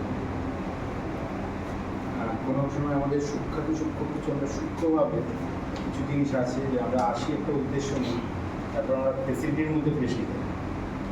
ফেসিলিটি এটা না হলে চলবে না, ওটা না হলে চলবে না। আমার মূলত যে উদ্দেশ্যে এসেছিলাম আমরা এই দেহ হিসেব থেকে বেরোবো, কিন্তু ঠিক আছে সেগুলো আমাদের প্রয়োজন, আরো জড়িয়ে পড়েছি যেহেতু আমরা আরও এগুলো আমাদের প্রয়োজন, কিন্তু এরকম হয়ে যায় যে আমার না হলে চলবে না, যে আমার এটাই চাই, তো এর মধ্যেই ফেসে দিয়ে আসতে আসতে মূল উদ্দেশ্য থেকে আমরা মাঝে মাঝে ডাইভার্ট হয়ে যাই।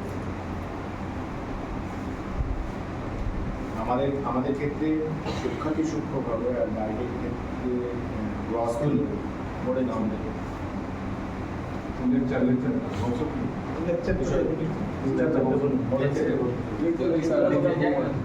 আর কোন লেকচার দিয়েছে একটা গ্রস কিরকম আমাদের বাইরের লোক কি করে গ্রস এখানে আছে এখানে ওই যেটা whether the bodily platform or mental platform can be no self centre that is not possible. That is the defect of modern civilization. Modern civilization ঠিক আছে, এই একই অনেকটা প্রচার ক্ষেত্রে প্রয়োগটা টিচিং অ্যাপ্লিকেশন কোনটা লেকচারটা এইটা যেরকম যে মডার্ন সিভিলাইজেশনের ডিফেক্ট, যে আমরা ভাবছি আমরা হয় বডিলি বা মেন্টাল যে প্ল্যাটফর্মে থাকি না কেন আমরা সুখী হতে পারবো, যে বডিলি এই সমস্ত মেন্টাল সব কিছু পূরণ করে, যেরকম কিন্তু এটা সম্ভব নয়।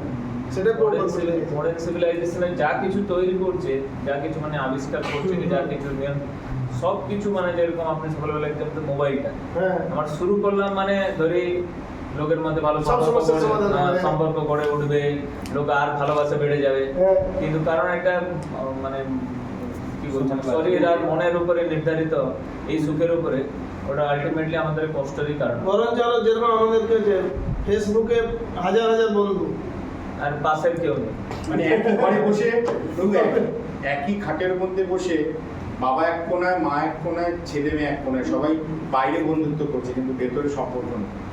কেউ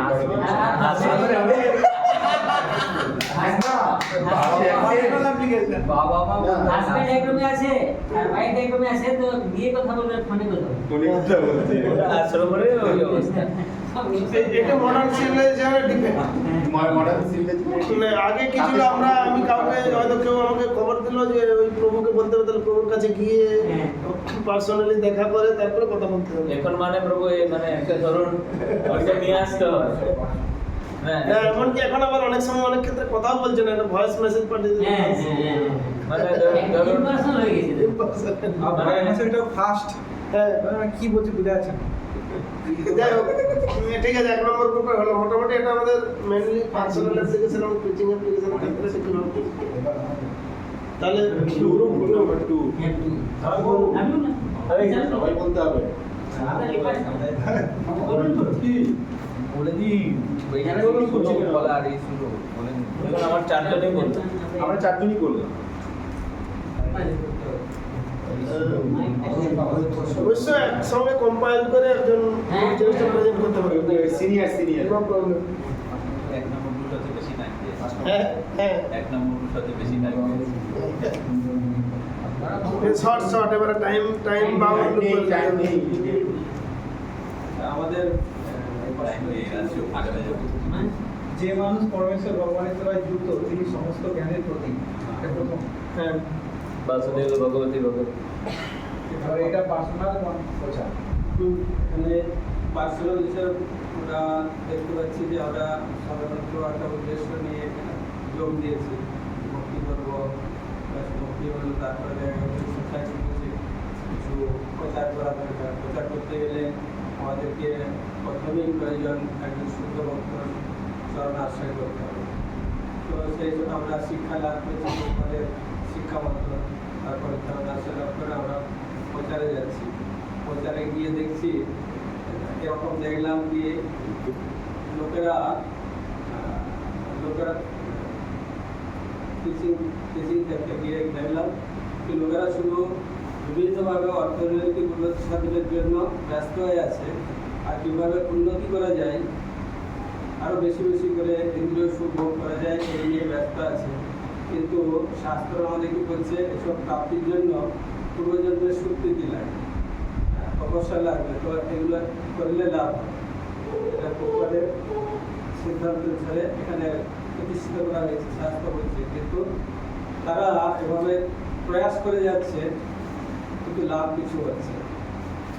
আর পার্সোনাল হিসেবে ব্যক্তিগত জীবনে এটা হয়ে গেল, কিন্তু যখন আমরা কোনো সিদ্ধান্ত স্থাপন করতে যাচ্ছি, প্রচার করতে গিয়ে দেখলাম যে আমার একটা সিদ্ধান্ত জানা নেই, তাও আমি এখান থেকে ওখান থেকে নিয়ে কিছু একটা বলে দিয়ে চলে এলাম। কিন্তু সেখানে পরে আমার ভুলটা ধরা পড়লে তখন বোঝা গেল যে বাইরে প্রচারে ভুলভাল সিদ্ধান্ত দিয়েছি। তো সেই জন্য আমাকে সেখানে কি করতে হবে, আমার না জানা থাকলে আমি পরে বলবো এইসব করে বেরিয়ে আসতে হবে, কিন্তু ভুল সিদ্ধান্ত না দেওয়া ভালো। আর এটার একটা মনে রাখতে হবে, শাস্ত্র সিদ্ধান্ত অসীম। তো সেখানে নিজেকে খুব বড় পণ্ডিত বলে মনে করে জাহির করে চলে আসাটা উচিত না। সবসময় চিন্তা ভাবনা করে টিচিং ক্ষেত্রে প্রচার করতে হবে।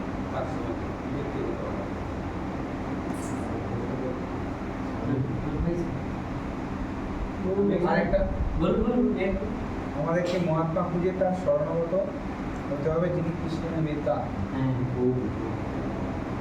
এটা নিজের জীবনে কিভাবে প্রয়োগ করবো? তো আমরা তো ছিল প্রভুপাদ এবং মহাত্মা গৌরীয় আচার্য সম্প্রদায়ে যুক্ত, তাই আমরা মহাত্মা পেয়ে গেছি প্রভুপাদের এবং গুরুদেবের আদর্শদের। তাই আমরা ইস্কনে থেকে সেই নির্দেশ পালন করব, যেটা করছি ভগবানের সেবা, এবং এই শিক্ষাটাই আমরা বাইরে প্রচার করার চেষ্টা করি।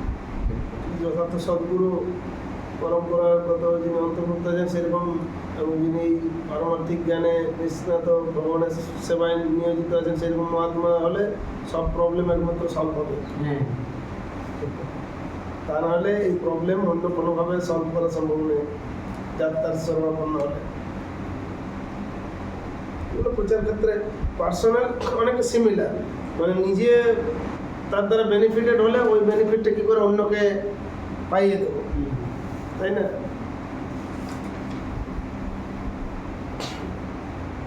আর কিছু বলবেন? ওকে, থার্ড গ্রুপ एक पॉइंट बोल तो আমি একটা রিসেন্টলি আমার একটা রিলেশন হয়েছে যে এখানে লেখা আছে ইউ হ্যাভ টু সার্চ এ महात्मा। तो हिंदी में महात्मा कहाँ से ढूंढ के लाएंगे? महात्मा तो बहुत पहले ढूंढने की कोशिश कर रहे थे, लेकिन कभी ऐसा संग मिला नहीं। लेकिन अभी रिसेंटली परम पूज्य गुरु महाराज आए थे यहाँ पर, तब समझ में आया कि हाँ उनके चरण में अगर जीवन समर्पित कर सके उनके आदेश का पालन करने के लिए तो वो परफेक्ट, क्योंकि वो जो है महात्मा है और वो अपना जीवन पूरी तरह से भगवान के चरणों में समर्पित किए। ये समझ में आया।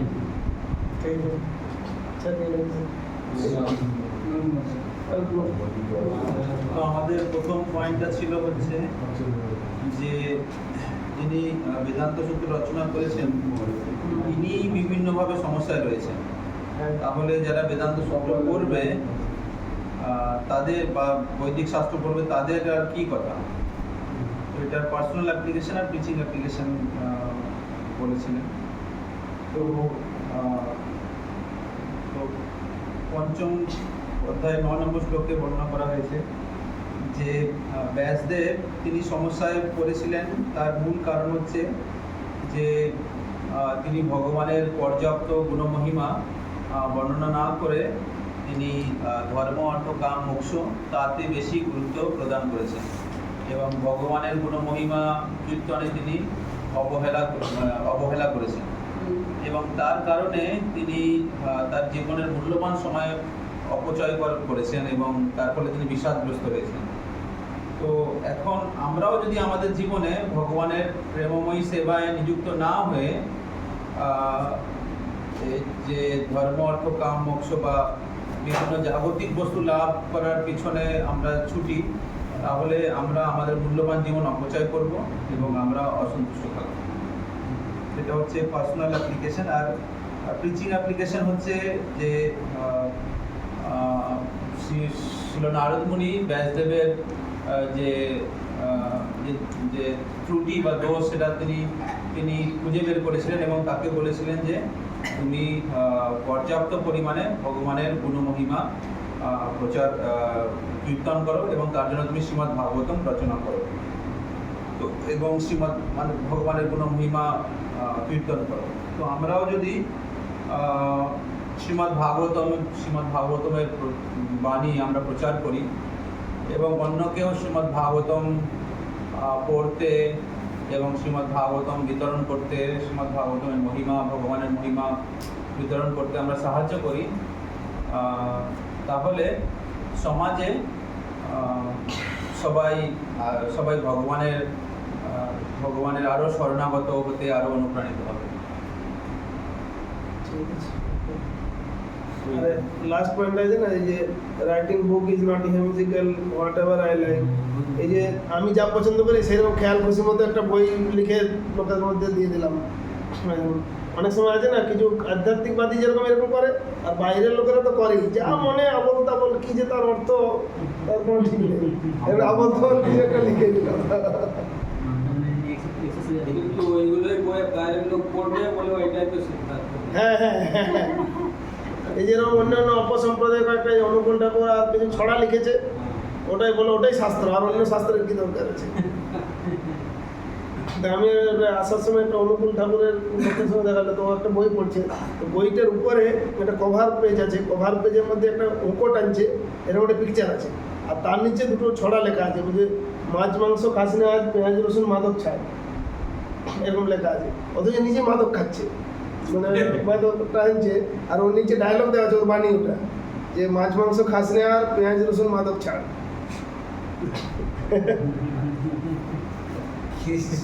খেয়ে অনুভূতি হলো।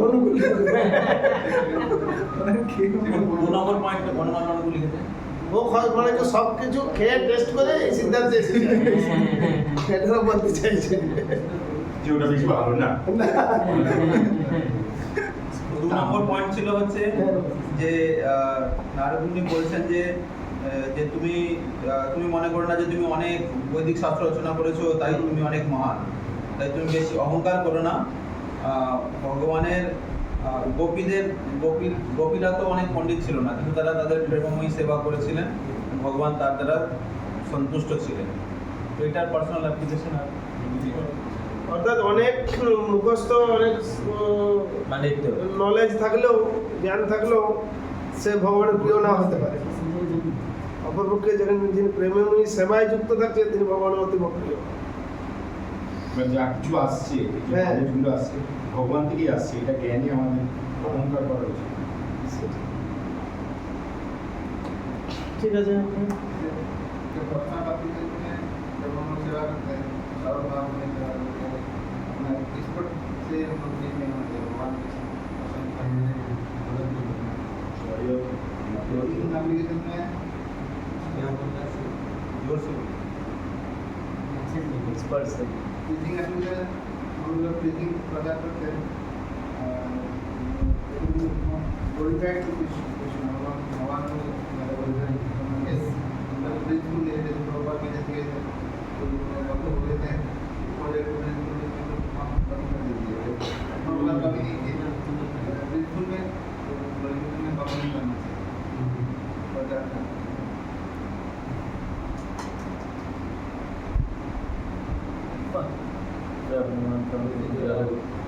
ঠিক আছে, ওকে, থ্যাংক ইউ।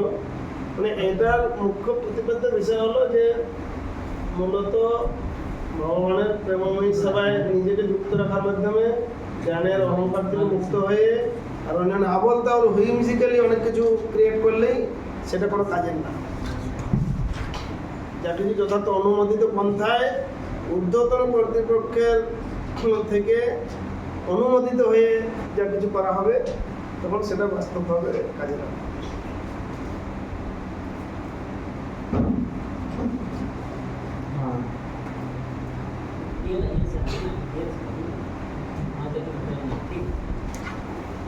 প্রভুপাদ আরেকটা লেকচারে বলছেন আর কয়েকটা শ্লোক আমরা 15 নম্বর শ্লোক পর্যন্ত পড়ি, ঠিক আছে? 9 পর্যন্ত পড়েছিলাম, 9 10 পড়ুন, 10 নম্বর। 10 নম্বর হুম। এই বাংলাতে পড়ুন। যে বাণী জগৎ পবিত্রকারী ভগবানের মহিমা বর্ণন করে না তাকে সন্ত পুরুষেরা কাকেদের তীর্থ বলে বিবেচনা করে। ভগবত ধামে নিবাসকারী পরমহংসরা সেখানে কোনো রকম আনন্দ অনুভব করেন না।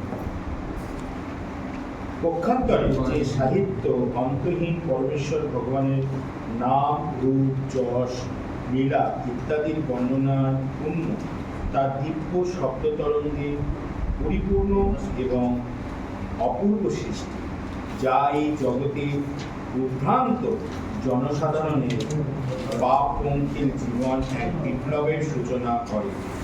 এই অপ্রাকৃত সাহিত্য যদি নির্ভুলভাবে রচিত নাও হয় তবুও তা সৎ এবং নির্মল চিত্ত সাধুরা শ্রবণ করে, কীর্তন করে এবং গ্রহণ করে। এটা ভালো করে লিখেছে লেখা আছে। জনতা এটা সবথেকে ইম্পর্ট্যান্ট একটা শ্লোক, শ্রীমদ্ ভাগবতের মাহাত্ম্য। তারপরে 12 আত্মোপলব্ধির জ্ঞান সব রকমের জড় সংসর্গবিহীন হলেও যদি তা অচ্যুত ভগবানের মহিমা বর্ণনা না করে তাহলে তা অর্থহীন। তেমনি যে সকাম কর্ম শুরু থেকেই ক্লেশদায়ক এবং অনিত্য তা যদি পরমেশ্বর ভগবানের ভক্তিযুক্ত সেবার উদ্দেশ্যে সাধিত না হয় তাহলে তার কি প্রয়োজন? এ ব্যাসদেব, তোমার দৃষ্টি সর্বতভাবে পূর্ণ, তোমার যশ নিষ্কলঙ্ক, তুমি দৃঢ়ব্রত এবং সত্য প্রতিষ্ঠ। তাই জনসাধারণের জড়বন্ধন মোচন করার জন্য তুমি সমাধিমগ্ন হয়ে পরমেশ্বর ভগবানের লীলা সমূহ দর্শন করতে পারো। 14 ভগবানকে ছাড়া তুমি আর যা কিছু বর্ণনা করতে চাও তার সবই বিভিন্ন রূপ, নাম এবং পরিণাম রূপে মানুষের চিত্তকে উদ্বিগ্ন এবং উত্তেজিত করবে। ঠিক যেভাবে একটি আশ্রয়বিহীন নৌকা বায়ু দ্বারা তাড়িত হয়ে ইতস্তত্র বিক্ষিপ্ত হয়। 15 জনসাধারণ স্বাভাবিকভাবেই ভোগের প্রতি আসক্ত এবং ধর্মের নামে তুমি তাতে আরও অনুপ্রাণিত করছো। তা বিশেষভাবে নিন্দনীয় এবং অবিবেচকের মতন কাজ হয়েছে। তোমার দ্বারা এইভাবে নির্দেশিত হয়ে তারা ধর্মের নামে প্রবৃত্তি মার্গে লিপ্ত হবে এবং নিবৃত্তি মার্গ আর অনুসরণ করবে না। তুমি যে এরকম যোগ্য ব্যক্তির এরকম করাটা ঠিক হয়নি, সেটাই নারদ মুনি বুঝাতে চাইছে। তুমি এত বড় যোগ্য কেন? ব্যাসদেবকে বলছেন যে তুমি, তোমার দৃষ্টি সর্বতভাবে পূর্ণ, তোমার যশ নিষ্কলঙ্ক, তুমি দৃঢ়ব্রত সত্য প্রতিষ্ঠ। তারপরে তো বলতে অনেক কিছু লিখে দিয়েছে, যেগুলো লোকেরা অনেক সময় কি অনেক কিছু লিখলে আমরা যেরকম অনেক সময় কি করবো না, নিজের সুবিধাজনক বস্তুটাকে গ্রহণ করবো। আর বলি এখানে তো লেখা আছে, এটা আমি করেছি, অসুবিধা কি আছে? মানে এত আবলতা বলে এত কিছু লেখা আছে যে এগুলো দেখা গেল আসল জিনিসটা তখন বাদ চলে গেল, তাই না? এটা হচ্ছে বিষয়। তো এইখানে দেখুন, এটা প্রভুপাদের একটা বক্তব্য। চিত্রপদম, আপনি আপনার সাহিত্য দক্ষতা, রূপ প্রভৃতি ব্যবহার করে অনেক সুন্দর সুন্দর গ্রন্থ রচনা করতে পারেন, কিন্তু সেখানে যদি ভগবান শ্রীকৃষ্ণের মহিমা কীর্তিত না হয় তবে সে স্থান কাকেদের প্রমোদ স্থান ছাড়া আর কিছু না। বায়াসন তীর্থ, মানে যেরকম এই কলকাতায় আমি আগে যখন কেবিনেতে থাকতাম, একদম সকালবেলা উঠলেই কি চিৎকার পাওয়া যায়? শুধু কাকে চতুর্দিকে নোংরা একদম স্থিতি আছে, যেটা মায়াপুরে আর এরকম দেখা যায় না।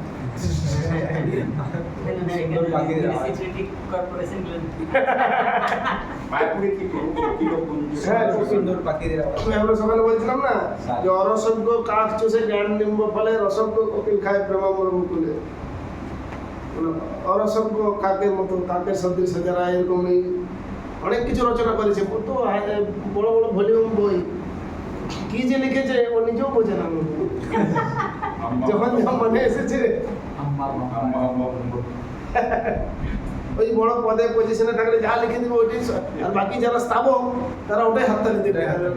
দারুণ লিখেছে, দারুণ, কি যে দারুণ, কেউ বুঝে না। স্থাবকরা মশাই আবার কি বললে, এরা এরকমই সাধারণত করবে।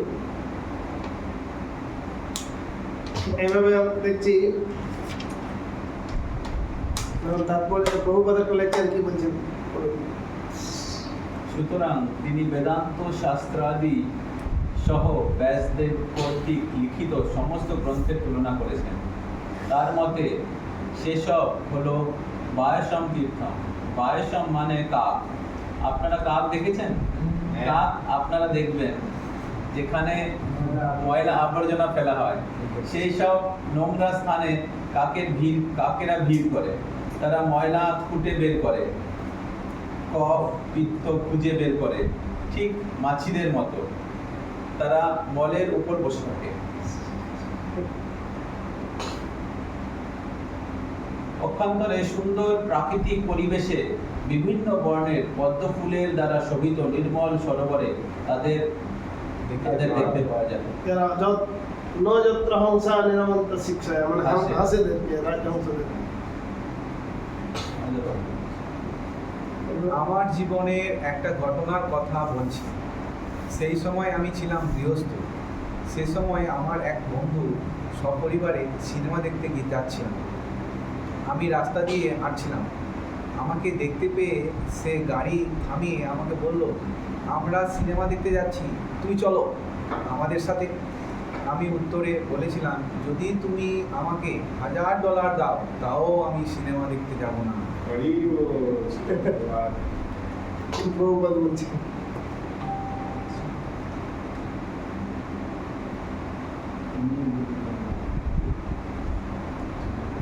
সেখানে প্রভুপাদ একটা বিষয় বলছে, এই যে জনতা বিপ্লব, এই বিষয়টা নিয়ে প্রভুপাদ কি বলছেন? অঘ অর্থাৎ পাপময় কর্ম। যদি কেউ ভক্তিমূলক সাহিত্য থেকে এক লাইনও পাঠ করে এবং এই অপ্রাকৃত সাহিত্য যদি নির্ভুলভাবে রচিত নাও হয়, যদি পাঠক কেবলমাত্র কৃষ্ণ শব্দটি শ্রবণ করে, তৎক্ষণাৎ তার পাপ কর্মের ফল বিলুপ্ত হয়। আপনি যদি কৃষ্ণের মহিমা কীর্তনকারী একটি মাত্র ভক্তিমূলক সাহিত্য রচনা করেন, যিনি সেই গ্রন্থ অধ্যয়ন করবেন তৎক্ষণাৎ তিনি স্বীকৃতি লাভ করবেন। শুধুমাত্র একটি পাতা লিখুন আর ভগবত ধামে ফিরে যান।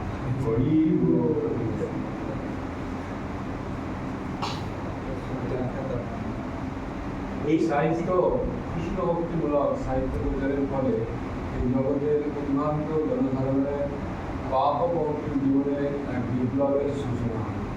সেই জন্য প্রভুপাদ যে প্রভুপাদ যখন ওইরকম ওই কৃষ্ণ ভাবনামৃত আন্দোলন ওই সূচনা করেছিলেন, সান ফ্রান্সিসকো রথযাত্রায় মহা হরিনাম সংকীর্তন হয়েছিল, তখন যে এই হরে কৃষ্ণ আন্দোলন সারা নিউ ইয়র্কবাসীকে সচকিত করেছেন, এরকম একটা ওদের নিউ ইয়র্ক টাইমসে হেডিং দিয়ে বার করেছিল যে মানে কৃষ্ণ ভাবনামৃত আন্দোলন। প্রভুপাদ সবসময় দেশে প্রচার করতে গিয়ে হরে কৃষ্ণ মুভমেন্ট মানে আন্দোলন শুরু হয়েছে, যে আন্দোলন সবাইকে প্রভাবিত করেছে আন্দোলনের দ্বারা, কৃষ্ণ ভাবনামৃত আন্দোলন। বিশেষ করে যখন ওই জর্জ হ্যারিসন যোগ দিয়েছে না, ওই রক সঙ্গীতের একটা বিশেষ গুরুত্ব ছিল সারা পাশ্চাত্য দেশ জুড়ে সেই সময়। আর ও তখন ওইটাকে নাম চেঞ্জ করে দিল হরে কৃষ্ণ ব্যান্ড। আর নিজের বিষয় সম্পত্তি সব কিছু প্রভুপাদকে দিয়ে দিল। এই লন্ডনে যে লন্ডন ম্যানার প্রাথমিকভাবে সব কিছু জর্জ হ্যারিসনের ছিল। লোকেরা তখন হতচকিত হয়ে গেছে যে এইরকম একটা ব্যক্তি যে কিনা সম্পূর্ণ অপোজিট লাইনে ছিল, প্রভুপাদ কি এমন ম্যাজিক জাদু দেখালেন যে যার ফলে সে তার পরিবর্তন তো হলোই, উল্টে তার বিষয় সম্পত্তি সব দিয়ে দিল যা কিছু ইনকাম করেছিল। তো এখন পাশ্চাত্য দেশে হরে কৃষ্ণ প্রচারের জন্য প্রভুপাদ এই আধুনিক পদ্ধতিটা অবলম্বন করেছিলেন। তার মানে উনি হরে কৃষ্ণকে ওখানে আরোপ করেছিলেন যে ওটার মাধ্যম দিয়ে সবাই হরে কৃষ্ণ। আর আমরা এখন অনেক সময় অনেক জায়গায় উল্টো করছি, যেখানে প্রয়োজন নেই সেখানে ওই সমস্ত উল্টো পাল্টা মিউজিক প্রয়োগ করে নিজেরা আনন্দ করার চেষ্টা করছি। ওকে নিজে আনন্দ করার জন্য এই রক মিউজিককে নিয়ে আসেনি, তাই না? বলে যে রককে কনভার্ট করে দিয়েছিল হরে কৃষ্ণ, আর আমরা এখন হরে কৃষ্ণকে কনভার্ট করছি। ডিজে হরে কৃষ্ণ। হ্যাঁ, ডিজে হরে কৃষ্ণ। কেননা আমাদের ভারতীয় সংস্কৃতিতে ওটার কোনো আবশ্যকতা সেরকম নেই। আমি সেদিনকে কিছুদিন আগে তো আমি মেদিনীপুরে কয়েকদিনের একটা প্রোগ্রাম নিয়েছি। তো ওখানে দুই ভাই ছিল, এক ভাই আমাদের ডেকেছিল, দু ভাই বক্তা। তো এক ভাই আমরা করতাল মিলন মেশিন ইনস্ট্রুমেন্ট দিয়ে কথা বলছিলাম বা কীর্তন করছিলাম, আর আরেক ভাই ওইখানেই মিউজিক ঢোকাতে চাইছিল, একটা গ্রুপকে 2-3টি গ্রুপ কেটে সেই ব্যাট ফ্যাট এই গ্রামের মধ্যেও জোর করে ওগুলোকে ঢুকিয়ে দিয়েছে, মানে প্রয়োজন নেই। গ্রামের লোকেরা আমাদের বেশি সরলভাবে মৃদঙ্গ করতাল কীর্তন নিয়ে ভালোভাবে কীর্তন করলে সেই আনন্দটা যে একটা হয় সেটা সব থেকে ভালো, বেস্ট, আলাদা আনন্দ। স্মুথলি সবাই একটু ভালো আনন্দ করবে, এটা বলুন। তারপর যদি পারমার্থিক তত্ত্ব বিভিন্নভাবে বর্ণনা করেছেন, যেমন সনাতন জ্ঞান, যোগ এবং ভক্তি ছাড়াও বিভিন্ন পুরাণ তিনি বিভিন্ন নাম এবং রূপ সম্বন্ধিত বিভিন্ন দেব দেবীর পূজা করার ভালো বর্ণনা করেছেন। তার ফলে জনসাধারণ বিভ্রান্ত হয়। ছিল প্রভুপাদ, ছিল নারদ মুনি, ছিল ব্যাসদেবের বৈদিক সাহিত্যের এই বিশেষ প্রতিটি সম্বন্ধে তাকিয়ে বুঝালেন এবং তাই কেবল পরমেশ্বর ভগবানের কেন্দ্র করে সব কিছুই বর্ণনা করতে নির্দেশ দিলেন। এটা হচ্ছে বিষয় যে ভগবানকে কেন্দ্র করে যখন সব কিছু চলবে তখন সেটা পারফেক্ট হবে। আর তাহলে কি করেছে ব্যাসদেব, কি করেছে এক একটা সাহিত্য রচনা করতে গিয়ে যেরকম এক একটা পুরাণে, মার্কণ্ড পুরাণে দেবী মহিমা, এই পুরাণে এরকম এক এক দেবতার বিশেষ প্রাধান্য বর্ণিত হয়েছে। ফলে সেইটাই শুধু পড়বে, কলিযুগের মানুষ তো সব কিছু পড়বে না। ওই গ্রন্থটা যখন পড়বে বলে এইটাই সব কিছু, এখানে আমি জেনে গেছি এই সেই, অতএব তোমাদের আমি আর অন্য কিছু মানবো না। সেই নিয়ে এত কষ্ট হয়ে গেছে বিভিন্ন সম্প্রদায়, তারা শুধু সেইটাই স্বীকার করে। সেই জন্য প্রভুপাদ আরেকটা জিনিস বলছেন, সেই জন্য যুগোপসিত মানে বিশেষভাবে নিন্দিত হয়েছে এটা। যুগোপসিতা বিশেষভাবে নিন্দিত। জনসাধারণ স্বাভাবিকভাবেই ভোগের প্রতি আসক্ত এবং ধর্মের নামে তুমি তাদের আরও অনুপ্রাণিত করছো, তা বিশেষভাবে নিন্দিত এবং অবিবেচকের মতন কাজ হয়েছে।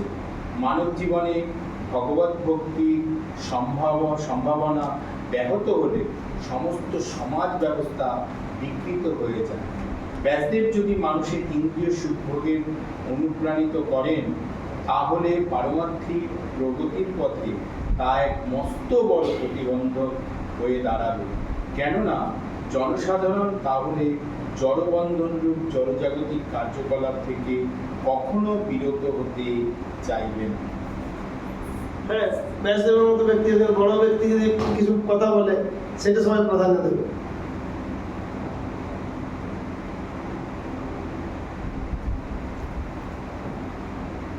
কারণ জনসাধারণ তোমাকে প্রতিনিধি রূপে গ্রহণ করবে এবং তারা ভাববে এটাই ধর্ম, তাদের আর কোনো অগ্রগতি হবে না, তারা এই নীতিতেই অটল থাকবে। সুতরাং এটা খুবই ভয়ানক। যখন তাদেরকে উচ্চতর সত্যের কথা বলা হবে, ভগবত ভক্তির উচ্চতর স্তরের কথা বলা হবে, তারা তা গ্রহণ করবে না। তারা বলবে, ও আমার ধর্মে এই কথা বলা আছে, তাই আমার অবশ্যই তা করা উচিত। যেরকম এই যে বিভিন্ন কালিকা পুরাণা দিতে এই বলি দেওয়া, এই করা বিশেষ স্থিতিতে বিশেষ সময়ে, কিন্তু অত বিচার করবে না তারা। বলি দিতে বলেছে, তাহলে বলি দিয়ে আমরা ওটা খাবো, বাস ইন্দ্র তৃপ্তিতে উল্টো কাজে লাগিয়ে দেবো বেশি ব্যাপক পরিমাণে। এটাই হচ্ছে, এটা হয়েছে তাই হচ্ছেও।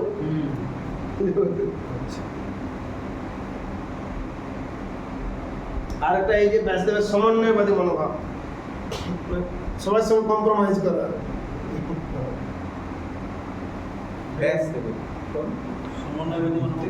মানে কম্প্রোমাইজ, যে ঠিক আছে তোমারটাও থাক আমারটাও থাক আর কি, মানে কম্প্রোমাইজ করে নিলাম। সমন্বয়বাদী মানে ভুল ঠিক ব্যাসদেবের এই সমন্বয়বাদী মনোভাবের জন্য নারদ মুনি তাকে তিরস্কার করেছেন এবং তাকে উপদেশ দিয়েছেন যে তিনি যেন সরাসরি ঘোষণা করেন যে মানব জীবনের পরম প্রয়োজন হচ্ছে অচিরেই ভগবানের সঙ্গে নিত্য সম্পর্কের কথা অবগত হয়ে তার শরণাগত হওয়া। সুদক্ষ চিকিৎসক কখনো রোগীকে তার ইচ্ছা মতন আহার করতে দেওয়ার প্রবণতার সঙ্গে আপোষ মীমাংসা করবেন। এখনকার দিনে অর্থলোভী ডাক্তারেরা কি করে, তুমি যা খুশি খাও, আমি হাই ডোজ মেডিসিন দিয়ে দিচ্ছি, ঠিক হয়ে যাবে, বাস খাওয়া দাওয়া করবে। তখন সেই ডাক্তারের কাছে বেশি লোক যাবে। কিন্তু একটা খেতে গিয়ে আর হাই ডোজ মেডিসিন গিয়ে আরও সাইড ইফেক্টে নানা রকম প্রবলেম ক্রিয়েট করবে। তো সেইটাই আর কি বুঝে দিয়েছে। কিন্তু যারা ভালো ডাক্তার, যে কারণে রোগটা হয়েছে সেগুলোকে রিজেক্ট করতে হবে, বাদ দিতে হবে। নেশা ফলে এই রোগ হয়েছে, নেশা ছাড়তে হবে, দিয়ে ট্রিটমেন্ট করতে হবে, তাহলে ছাড়বে। ওই বলতে সমন্বয় করলে কী হবে, কম্প্রোমাইজ করলে কী হবে। ওই ডাক্তার বলে যে ডাক্তার কিছু কিছু আমি দেখেছি কলকাতায় অ্যাডভার্টাইজ দেওয়া আছে ওখানে, ডাক্তার যে এখানে কোনো রেস্ট্রিকশন নেই, খাদ্য খাবার, মানে এই ডাক্তার এত সুদক্ষ মেডিসিন দিতে আর কোনো রেস্ট্রিকশন, যা ইচ্ছা তাই যা ইচ্ছা তাই খেতে পারবি।